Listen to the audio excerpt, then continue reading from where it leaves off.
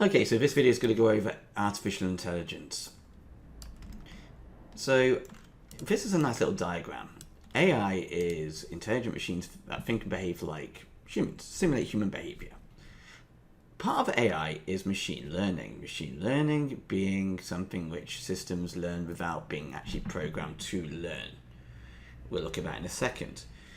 For A-level, we need to also look at something called deep learning, where machines think in a similar way to the human brain. They handle huge amounts of data using artificial neural networks. And we'll see that there is a crossover between deep learning and machine learning. So how can we summarize machine learning? Well, we've got a nice little summary here. It's basically a computer-based system that's designed to perform a task or tasks. It gains its knowledge by experience. So for example, I play chess. I'm a very good chess player. Every time I play chess, I gain more experience when I play against different people. I get different strategies. That's how I learn, from actually doing the game of chess through my experience. As a result of the experience and knowledge, I should get better every time. Yeah, about that.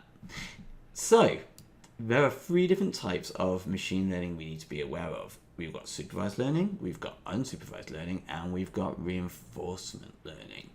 Let's have a look at two which are very similar to each other, which is supervised and unsupervised. I'm getting motion sick, so I'm going to stop doing this with the mouse. So as you can see, we've got some data here. These data, or this data, are different animals, where we've got an elephant, a cow, a camel. Very cool. So this is our data. This data has been labeled. This data then goes through this algorithm, this code. This code, picture it as like a brain, where you've got different neurons. The more organized it is, the better it's going to be. The more organized your brain is, the better you're going to perform.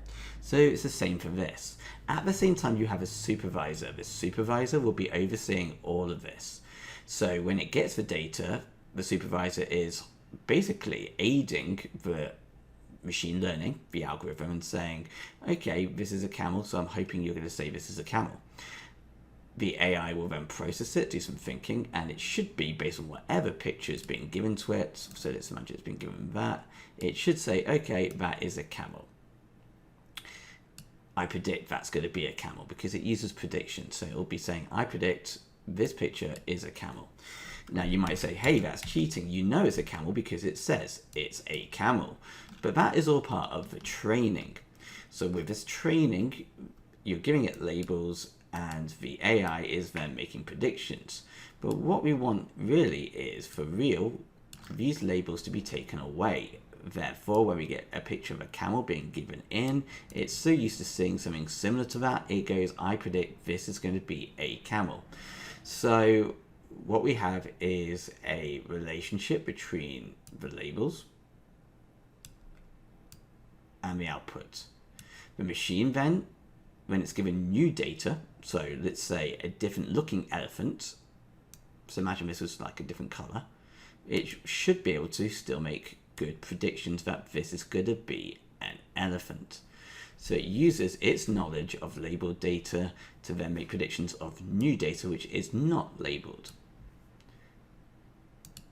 So where would we find this and how does it work? Well, let me just get this out of the way and move this down a little bit. This can work in two different ways. We can say that it uses regression. So supervised learning uses regression, or it uses classification. So in regression, it's able to, let's imagine it looks at a street with all these different houses on this street. It's able to make a prediction based upon different data of how this is labeled, that these house prices will go up or go down in the near future.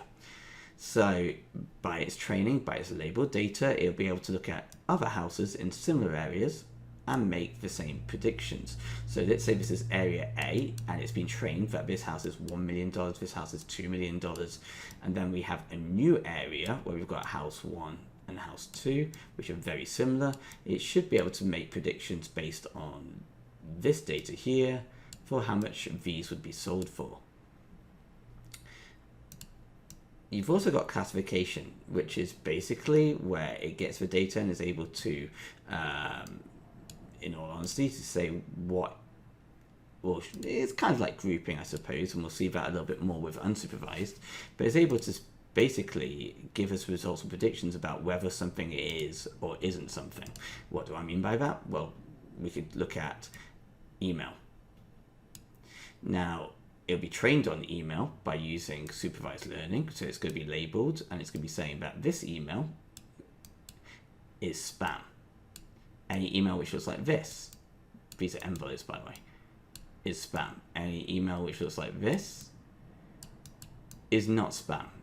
In the future, we get an email which is brand new, but it kind of looks like this, as in it's got a similar style of writing.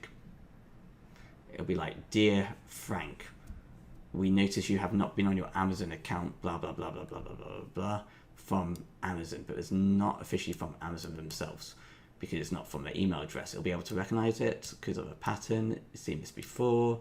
So it goes, okay, I predict that this email is going to be spam. And it also works with like medical diagnoses. Like if you get a picture of someone's insides and it sees a lump, it's able to say whether or not it predicts it's going to be a tumor or not a tumor based upon prior labeled data. So that's classification, classifying it into categories per se. Regression, it's more about making predictions about what's going to happen in the future, like continuous values, things which aren't fixed. So these are different examples of supervised learning. I'm not going to go over these for you guys. You can just have a pause of the video and have a look. We then have unsupervised learning. Notice the difference between unsupervised and supervised.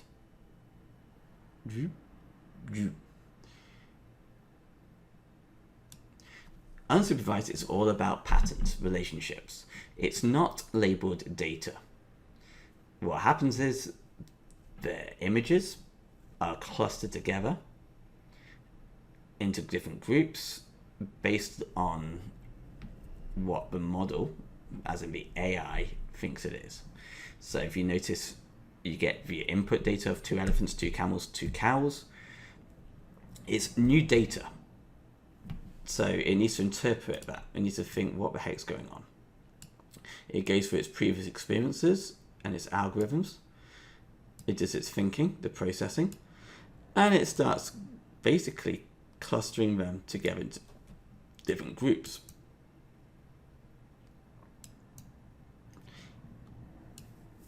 But it's doing this without a label. So in the first place, it'll say, okay, this kind of looks, these look similar to each other, these look similar to each other, and these look similar to each other. There's too much of a difference between this and this. There's too much of a difference between this and this, so we're going to put them in 3 different groups. If we get an elephant, which looks like a different skin color, but it'll probably have like the same features, like a trunk and tusks, etc., it'll most likely put it with this one. If we get a horse, it'll compare it to this, it'll compare it to these features, it'll compare it to this features, and it'll most likely create a new group. So unsupervised learning doesn't need labels. It doesn't use labels. It looks at key features of the data and it makes meaningful connections based on that. So it uses something called clustering, where you want to discover different groupings such as customers' purchasing behavior. So this example here shows us that we've got a group of people. This group of people will have a demographic, they would have purchasing history, and what would happen is they'll be fed into the machine would look at their history and their information. It will then use its model and it will, based on that, look at patterns within the model to put them into different groups. So this could be like anyone who's 18 and buys beer, anyone who's 18 and buys electronics, anyone who's 18 and buys books. And it's able to group people together based on that. Anything which is new, which is entered into the system, will use the same model which has been built before based on the patterns. This model will then basically see that this person here is somebody who likes reading books, and we'll add them to that group here. So it is more used to do with classification, like clustering, putting people into groups, looking at patterns and relationships, whereas this is more about making predictions. So here's some different examples of how it can be used in real life.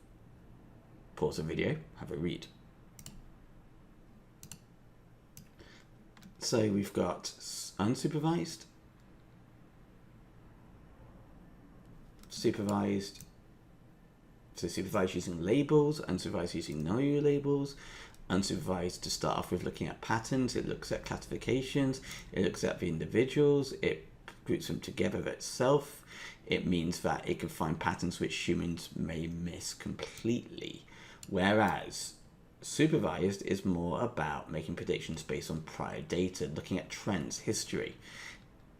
It will be used in sports. It'll be used to look at like football players. It'll be used to see a football striker or forward, and it'll be saying, okay, this person is always in the box. That's the penalty area, sorry, and is always scoring goals from the head, from crosses from the left and from the right. Should we buy them? Well, let's make a prediction based on the data we've got and based on our current team. We don't do much crossing into the penalty area.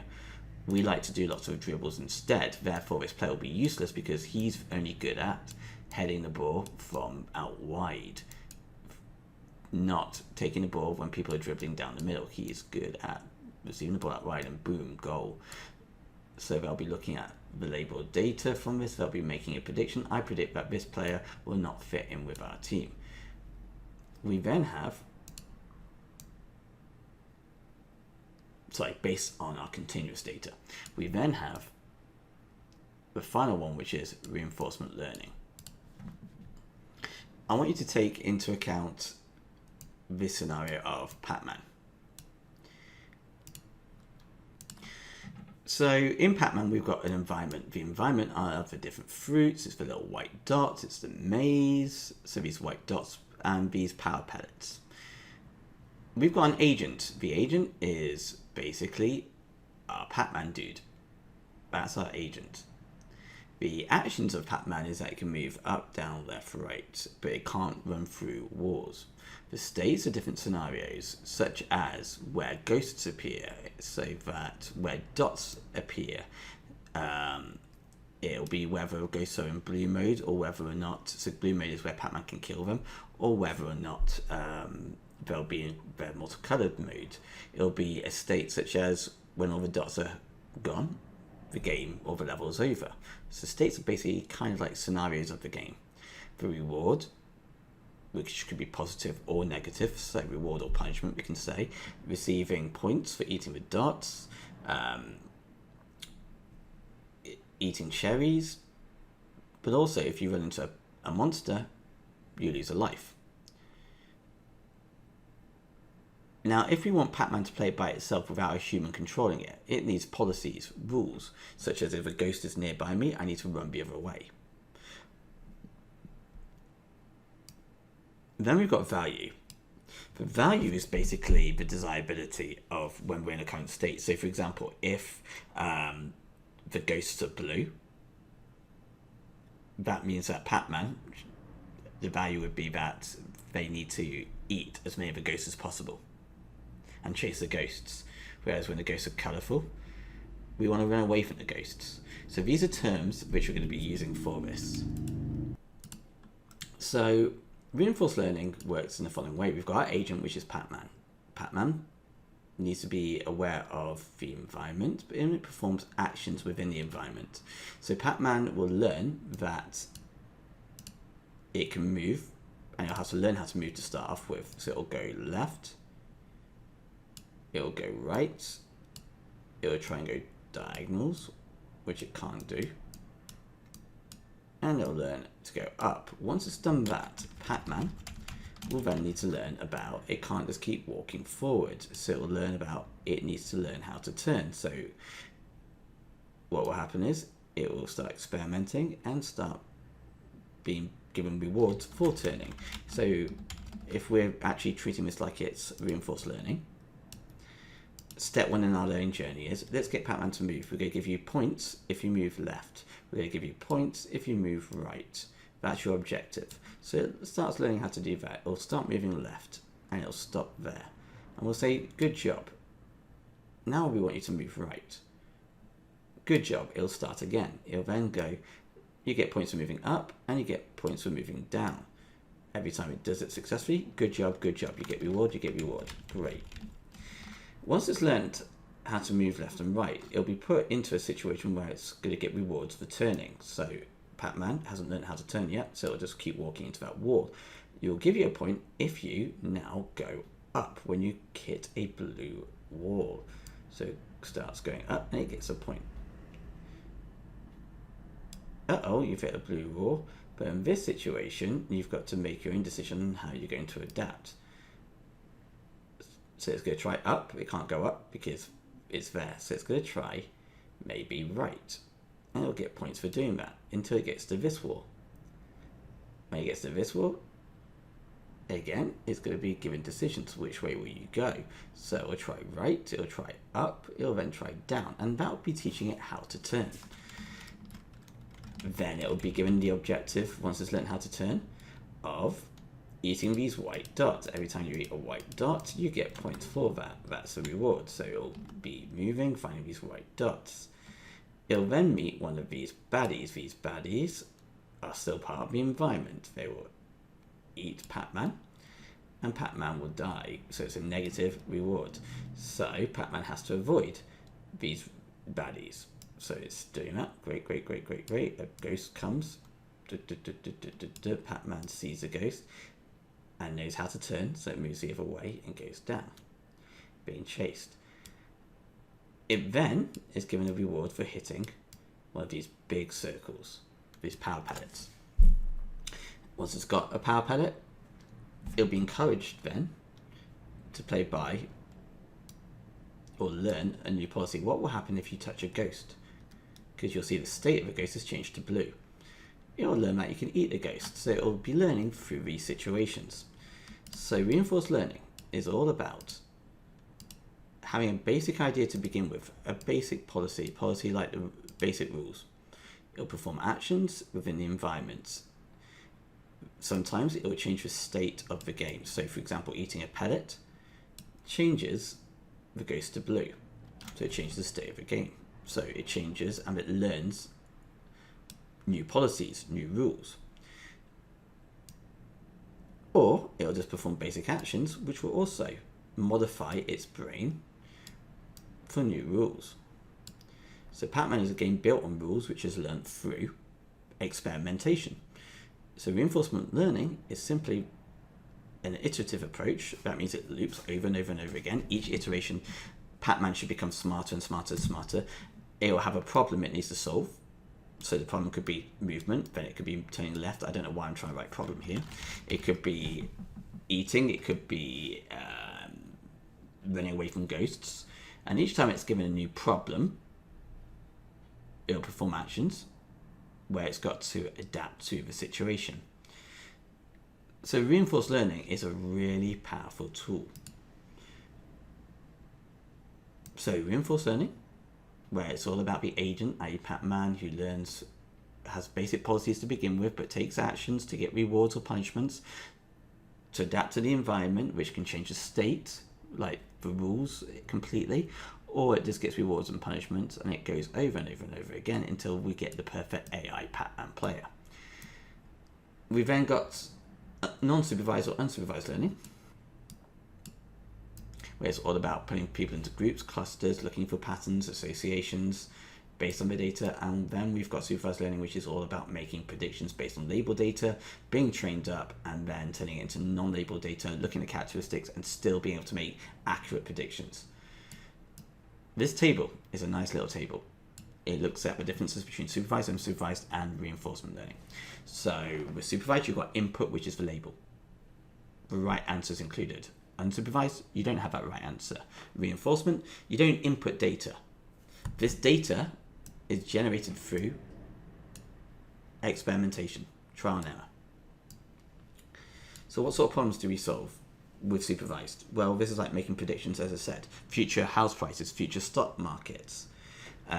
Classification, like correctly identifying emails, which is spam. Unsupervised learning is looking at deeper relationships, i.e. people who ordered product A also ordered product B. Reinforcement learning is reward-based problems to solve solutions. Solutions. How it works. Supervised learning, it maps the input to the output. So it looks at the input of a elephant and it looks at its previous outputs and it makes a guess that this new one is also an elephant. So it maps the data coming in to their current outputs. With unsupervised, it gets your data and it looks for similarities. So it gets your new person, it'll look for similarities to put them into groups. With reinforcement, it looks for, in all honesty, by the end of this, which states and actions would maximize its biggest benefit. So for Pac-Man, it'll look for what are my biggest rewards, what's my best situations, my best rewards, where I collect the white pellets and get these big white ones. When I get those, I can then change the state of the game. I'm free to roam around without worry, because ghosts can't harm me when they're blue.